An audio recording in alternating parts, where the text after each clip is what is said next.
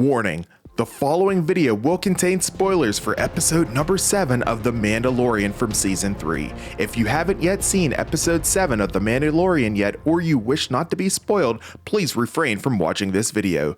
You have been warned. This is the way. The Mandalorian Season 3 gave us the biggest context clue yet, sitting right under our noses without us really even realizing it. Stick around until the end of this video and I'll explain exactly what the clue is and how it will relate to the season finale coming up on Wednesday. After watching episode number 8 of The Mandalorian this past Monday, I came across this clip that made me pause playback.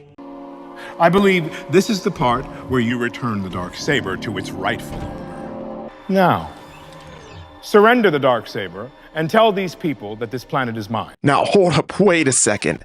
How the hell did Moff Gideon know that Bo-Katan held the Darksaber?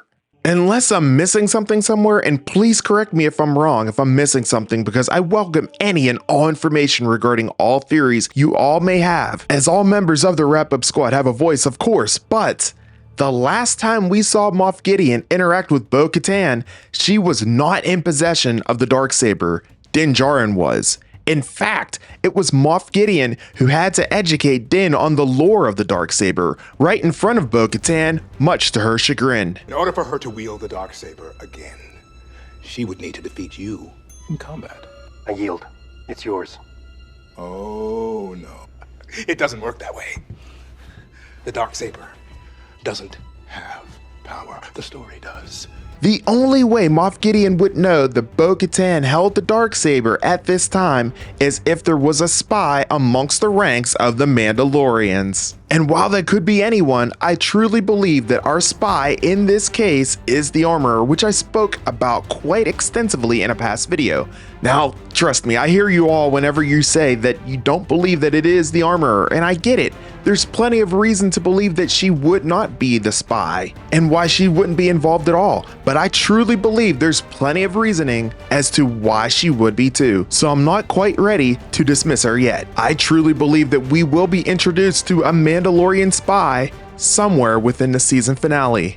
I mean, how else would Gideon know that Bo-Katan has the Darksaber? Someone close had to have notified him to let them know this information. You know, perhaps Elia Kane. You know, she has more insider information that we initially thought, as she is the one who relayed the information to Gideon about the pirates running into trouble on Navarro, and the fact that Bo-Katan led the squad of Mandalorians along with Din Djarin to rid the pirates on that system, and she wasn't even on Navarro at the time of the attack. So it could very well be that Elia is playing a much bigger role than we have anticipated. But I personally think that there's a bigger twist involved within the ranks of the Mandalorians here, a bigger twist within this plot, and I truly believe all will be revealed this Wednesday. Now, you may have noticed that the Armorer and Moff Gideon's helmets are the only ones that have horns on them, as I previously mentioned as well. I believe this is pointing back to the fact that the Armorer, whoever she is, alongside Moff Gideon, may in fact be loyal to Darth Maul. As a Zabrak, of course, Maul had a pointed head, and the helmet seems to symbolize that. Darth Maul, of course, once upon a time was the leader of Mandalore, and did have a following during the time he ruled the system. Perhaps we will get a flashback of Maul's rule in live action, showing us the Armorer as a younger woman or child alongside a younger Moff Gideon as well, pledging their allegiance to Maul. Think about it for a minute. We really don't know too much about Moff Gideon's past. Perhaps there's a lot more to it than we initially realized here. But hell, to me, it would just be awesome to see Maul in live action once again. Perhaps we flash back to the Siege of Mandalore. Now that would give us the internet-breaking flashback we soon wouldn't forget. Of course, this is all probably just a pipe dream, but we can certainly dream, right? In any case, I absolutely cannot wait to see what events end up unfolding during this season finale of The Mandalorian here. You won't want to miss it. My countdown watch party stream will be going live here, of course, this coming Tuesday night starting at 10 p.m. Eastern time. We'll be counting it down, hanging out, talking all things The Mandalorian Season 3, all of our theories, and of course we will have our watch party starting at 3 a.m. once the episode officially premieres on Disney Plus. You won't want to miss it.